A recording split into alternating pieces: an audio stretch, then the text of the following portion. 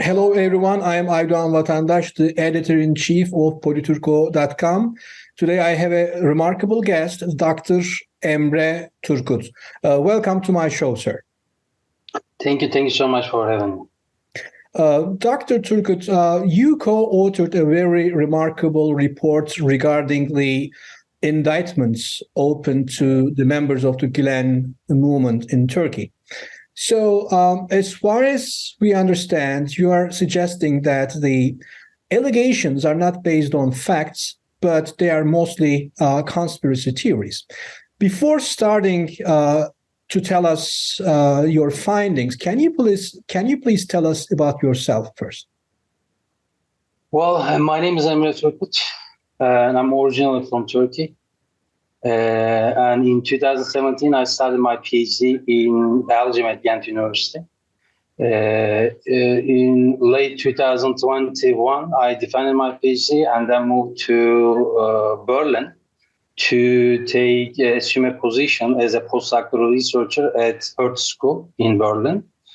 Well, for the past, let's say, 7 to 6 years, I've been working on international law. Specifically, some issues like state of emergency. And Turkey, since the start of my PhD, Turkey has been one of my major case studies. And I've been, writing, publishing pieces, be it, scientific articles and other reports, one of which we will discuss today. On Turkey, how anti-terrorism operations, works out in practice, so on and so forth. Yeah. So can you please tell us about your methodology? How many cases did you have a chance to examine? Thank you again, for having me and providing a platform to, talk about the report and possibly further disseminate, our findings in the report.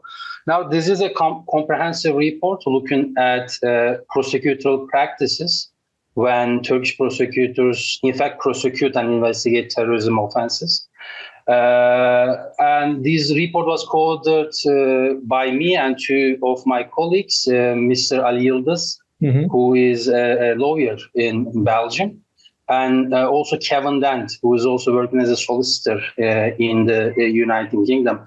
So together we have decided to focus on, how Turkish prosecutors adhere or confirm Turkey's basic domestic and international standards when they are basically doing their job. From 81 cities of Turkey, we have compiled 118 indictments. And as a case study, we, opt for looking at indictments that relate to Gülenist network or, membership to Gülen organization. You are aware that the Turkish criminal justice system adopts a list of criteria that charge certain individuals of being a membership to Gülen organization or Gülen network, which is, again, prior to the attempted coup was declared as a terrorist organization. So the main tool that the Turkish prosecutors are using is the anti-terrorism legislation, right? So along these lines, I think that the report has a number of added values. First is that, how anti-terrorism and security tools work in a state of emergency context. And, everyone is probably aware of the criminalization of, ordinary everyday activities. When we say terrorism, we tend to somehow focus, on the Kurdish separatist group, which is not the case. After the attempted coup, there has been a wider recourse to anti-terrorism legislation, and in that sense, there has been a visible increase in terms of criminalization. The second thing I can say is that, those who are somehow interested in Turkey's bad human rights records tend to criticize either the government or courts, right? But prosecutors, in fact, somehow are in between these two. they are part of the criminal justice system, but at the same time, they represent the interests of state. And this would be one of the added value, because the Turkish prosecutors have been known for their somehow very traditional state-centric regime supporting approach. And in the report, we've seen that their somehow stance have moved further away from basic domestic and international standards. And maybe one specific issue is that I'll just mention, but after the attempted coup, Turkish state and courts have been adopting this list of criteria to charge individuals of Gülen membership. And some of these are very well known, like using or downloading Bilog, being a depositor in Bank Asya, having a subscription to Zaman media outlets, so on and so forth. But basically, by writing this report, we wanted to understand how this criteria functions in practice. Whether we can somehow draw some general findings, whether these are the determinate, let's say, 18 criteria that the Turkish justice criminal system uses. And along the process, we've seen that, yes, Turkish criminal system is using these 18 criteria. All of these, and we've adopted, those who are interested in the report could check, there is a very big graphic on these, criteria, and all of them, without any exception, relate to, again, ordinary, everyday activities of people. And this is also what some of the international human rights organizations, like the European Court of Human Rights or the UN bodies, have been saying since 2016. In the reports, you're suggesting that the prosecutors are trying to show a big picture based on conspiracy theories instead of showing the factual evidences. Can you please elaborate on that? What kind of conspiracy theories are we talking about here? Well, essentially, this issue, which is one of the biggest issues in Turkey, right? So that relates to one big factor, which is that the lack of evidence. So again, in the report, we're try to look at in depth at this criteria. But again, I want to stress this. And also, I cannot stress this enough, that all of these criteria, 18 criteria, relate to ordinary everyday activities. So that means that the prosecutors are kind of having problems with coming up with like solid, cogent evidence to charge certain individuals. And if there is no evidence, if there is a lack of evidence, that essentially the prosecutors cannot provide a link between the accusations and the individuals, which is also another problem. And essentially, in the absence of any evidence, they try to come up with different stories, different plots, different, let's say, conspiracy theories to give a big picture. And as a veteran journalist, you're also familiar with the fact that Turkish people are really interested in the big picture, which Turkish prosecutors are seeming to be doing in these cases. And these conspiracy theories, essentially can be found in the factual parts of the documents. They try to provide picture of the Gülen movement, how this movement, came to be, how this movement essentially, works today, and what sort of affiliations and contact with other similar organizations. And one example that I can give you is that, most of the indictments, for example, speak of the link between Gülen movement and two other very well-known organizations, namely Opus Dei and Moon movement. And interestingly enough, the Turkish prosecutor is saying that, okay, they have some sort of dealings with each other, even though they have, organizational differences. And also, Turkish prosecutor is saying that, just look at the fact that they, all these organizations are placed in the United States. And this also proves that, CIA and FBI have some sort of dealings with them, which is like, an unsound, illogical plot. But at the same time, there is this problem with this kind of plot. You cannot confirm that this exists, or you cannot refute. It's just a bigger picture. It's like a grand plot theory. And essentially, I want to stress this again, that these issues essentially come down to the fact that there is no enough evidence in the indictments. So if they don't have enough evidences, are they taking their info or allegations from the Turkish intelligence service? Exactly. That is the case, for example, with the bylog, using or downloading bylog. So the Turkish courts, even the prosecutors, do not have the full access to the content of messages. If a person is alleged to have used this application, the court gets into touch with the Turkish intelligence service, and they send a document, one-page document. So I don't recall the name of the document, but probably it was bylog evaluation form, something like that. I don't know how to translate it into English, but it's a one-page document showing that, okay, this person used bylog with this number and the frequency of usage, let's say, but there is nothing, in fact, about the content of cases. The messages, I'm sorry. And so, of course, a court should basically interpret how these messages are used in practice, right? So the context matters here. So in the absence of context, the courts basically, rely on this one-page document and give, or sentence individuals, imprisonment up to 6 years.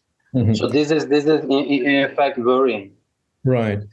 Another interesting question is, how do you think that the European human rights courts approach to these indictments? What is their take? What is their perspective? Do they see the similar things you see and you just, expressed in your report?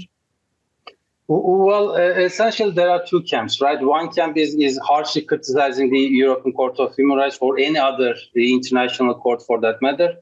And they basically, this camp or group of people basically saying that the European Court of Human Rights kind of, could have been or should have been more critical regarding the state of emergency in Turkey, the excessive reliance on anti-terrorism, so on and so forth.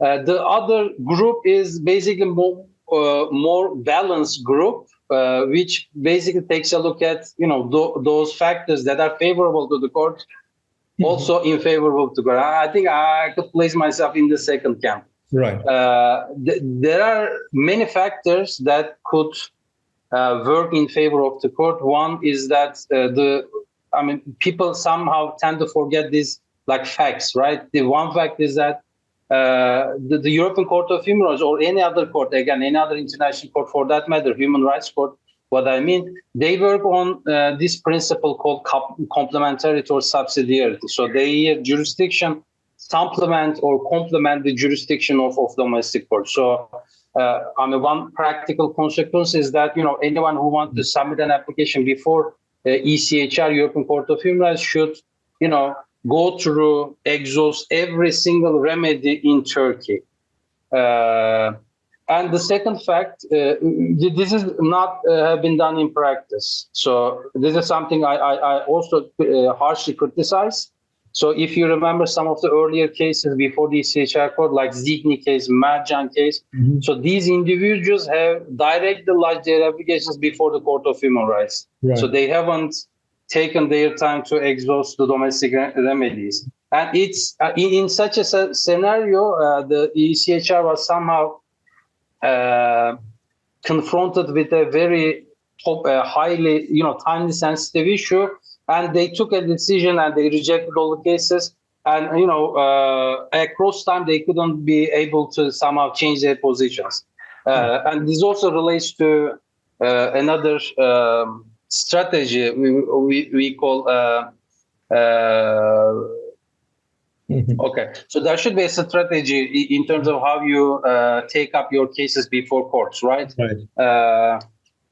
And the second fact that I can say is that, okay, this court, specifically European Court of Human Rights, is not a very liberal court, so to say. It's been a very limited court for the past 2 decades. Now, most of the people are looking at some precedents from courts, case of 1990s. Let's say the cases from the United Kingdom, or the cases that relate to state of emergency in Kurdish Southeast, and in that cases, European Court of Human Rights have been very critical, very progressive in terms of human rights, and some people tend to look at this precedents and saying that basically, okay, these are the precedents in the court's, case. So why doesn't the court, apply the same principle? But the court is not the same court. The court has been very limited. So there have been a very, widespread, comprehensive reforms in the past 2 decades. Now we have a very limited court. Of course, it's an international court. Its main task is to, evaluate or judge human rights violations. But at the same time, the fact that it is working on a complementarity principle and then the subsidiarity principle, so there should be a very good strategy in terms of how you can take your claim or application to the European Court of Human Rights, or again any other international court for that matter. I think these factors I think work in favor of the court. So, let's say in summary, whether I criticize court, yes, I do criticize court. But again, if you take a look at the recent cases by the European Court of Human Rights, let's say Taner Kılıç case. So I'm sure Yes. the viewers are familiar with the name. He was the then president of the Turkey Amnesty International branch. And some of the evidences relate the fact that, he used bylaw and he sent his kids to, Gülen's educational institutions. And I think his brother-in-law, if I'm not mistaken, brother-in-law was a journalist in Zaman, a media outlet, or something like that. So mostly these evidences are the evidences. These are the allegations, These are the allegations. And what the European Court of Human Rights said, okay, these are not enough to put someone in jail. Even, start a criminal investigation. So in scientific terms or more legal terms, let's say the court said that there is no reasonable suspicion that could convince an objective observer that a crime has been committed. So this is something, right? This is good. And there are many other cases. For example, in the Yasin Özdemir case, there is this individual who was working at one of the Turkish municipalities, and he posted some things on Facebook, and he said basically these things were in favor of Gülen movement, praising Gülen movement, supporting Gülen movement. And what the court said is that, okay, these posts have been posted in 2015. And back then, the Gülen movement was regarded a legitimate, lawful network. So basically, the court said that you cannot criminalize this person, right? And there are many other cases, Demirtaş, Kavala, so Akgün cases. Yeah. Right. Again, the use of bylaw was, again, enough for Turkish prosecutors and Turkish courts to sentence someone. What the European Court of Human Rights said, no, you cannot do that. So a state of emergency cannot justify, everything. So it cannot provide a carte blanche in French term to detain and arrest anyone. So I think in 2023, after 7 years after the attempted coup, I think the case law of the European Court of Human Rights is, getting bigger and bigger. I think the court is getting more critical. So again, essentially these two camps that I I'm sorry that it's a long answer, but so these two camps that I referred to, at the start of my answer, basically, one camp trying to look at, half glass full, and the second group, looking at, half glass empty and full. So sorry, I messed it up. So it depends on the perspectives. Right. Dr. Turkut, it's going to be a personal question, maybe, but after this study, do you think that you can go back to Turkey again? I think you took a risk. I mean, you did a great job with those reports, but what do you think? Do you think that you can encounter some problems if you would want to go back to Turkey after this study? Do you think that you can also be labeled? Well, I mean,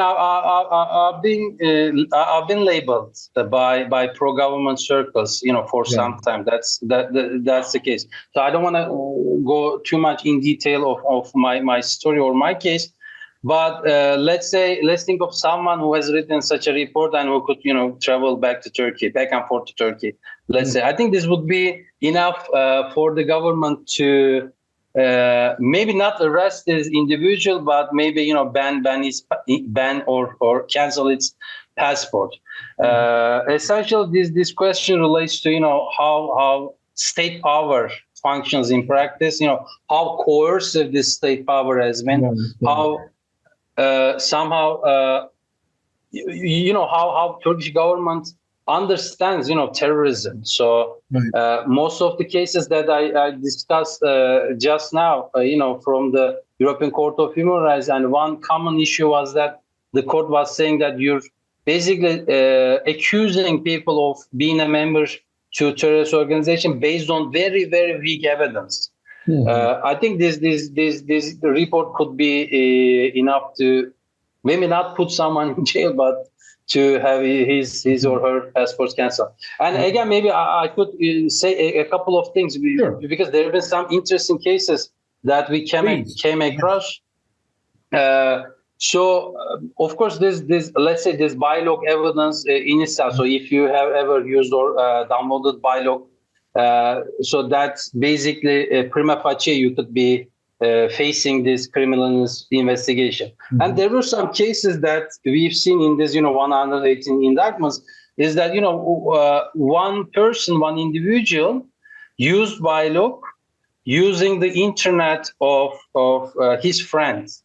And this was in itself an evidence for the host or his friend. So if you have a friend who's basically using your own Wi-Fi, and then you could basically face a charge, of terrorism. And let's say even getting a math book from Gülen's publishing houses, that there are a number of like Timash and Zirve, so on and so forth.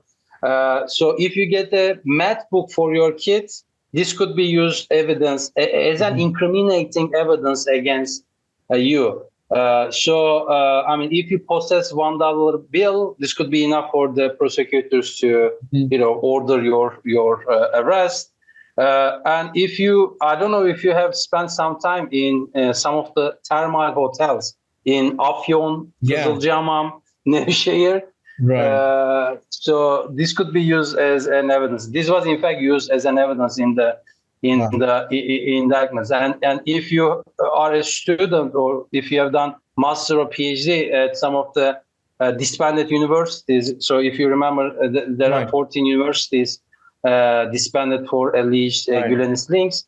So this could be used as evidence against you. So the point is that these criteria might tell something to a regular, ordinary person. Okay, I mean, I'm just taking the perspective of a very ordinary man in Turkey. Okay, these people, let's say, okay, his neighbor or one of the relatives have been accused of, being a member to a terrorist organization on the basis of BILOG usage, let's say. And this ordinary person tends to think that, okay, these people have been using BILOG for, let's say, organizing or implementing the attempted coup. This could be the worst case scenario. But essentially, if one of your relatives have used this bylaw, this could be in itself used as an evidence against you. So this, in fact, violates some of the basic criminal law principles. One of them is individual legal responsibility. So why would I be charged or held accountable for something I didn't do, right? Mm-hmm. So this is the question. Again, to go back to your question, I think this would likely put me in danger. Right, sir. Dr. Turkut, I really want to thank you for making this report possible and taking a risk, for writing it, for making it possible, and for taking a risk even to joining, my podcast. Thank you again for your hard work. And is there anything else you want to add? Well, again, thank you so much for having me. It was a pleasure to, talk about the report. Sure. And I think this could, what video cast or what's the terminology? I'm sure, but video cast could be kind of, helpful in disseminating, some of the findings to a wider readership or authorship.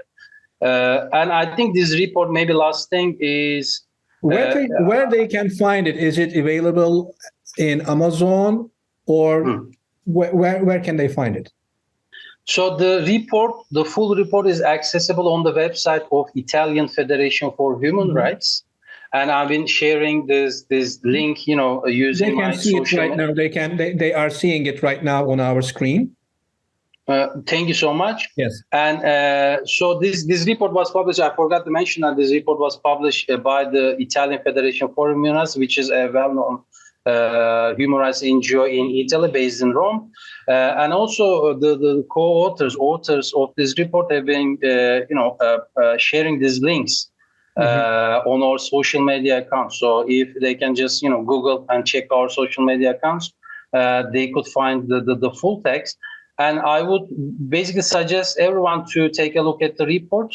This is not just about Gülen movement. This is not just about, one of the scapegoats of the attempted coup. This is not just about, Kurdish political movement, because they also, borne the brunt of emergency decrees and a state of emergency regime. This is about all of us. So we have to, as a resilient civil society, we have to take a firm stand against this kind of, coercive state power. And for those who are in the first hand affected by this state power, let's say, even if you're dismissed or charged of being a member to a terrorist organization, I think this report is enough to be put into your applications before international human rights bodies. It's a scientific report. We value so much the fact that it could be disseminated among wider authorship. But again, the scientific standards have been upheld by over the course of writing these reports. Well, this could be the last thing that I could suggest everyone. Dr. Turkut, thank you so much for joining us. Thank you so much. Have a wonderful day, sir.